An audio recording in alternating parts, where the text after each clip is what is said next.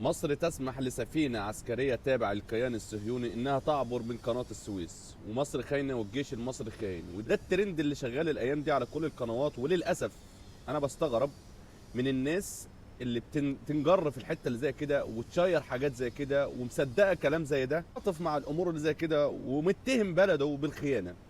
أنا نفسي أعرف أنت لما بتتهم بلدك بالخيانة أنت بتتهمها بناء على إيه؟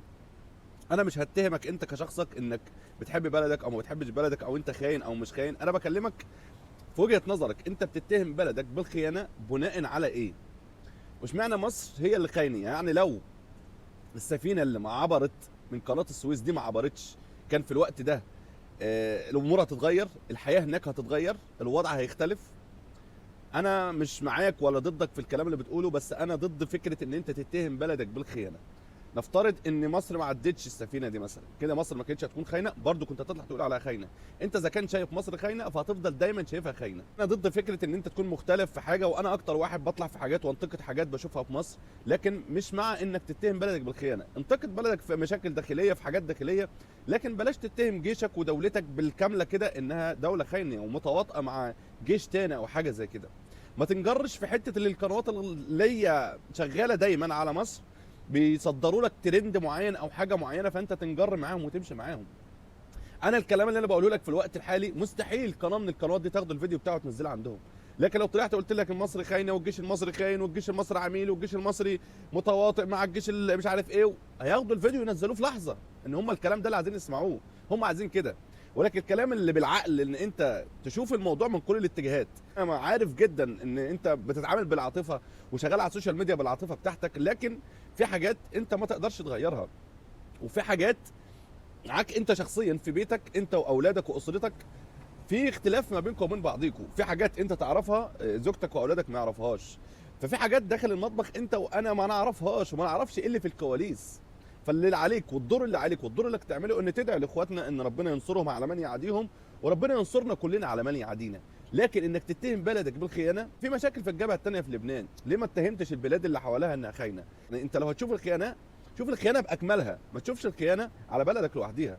انت ما بتشتغلش على السوشيال ميديا ان تتهم بلدك بالخيانه وانت ما تعرفش حاجه.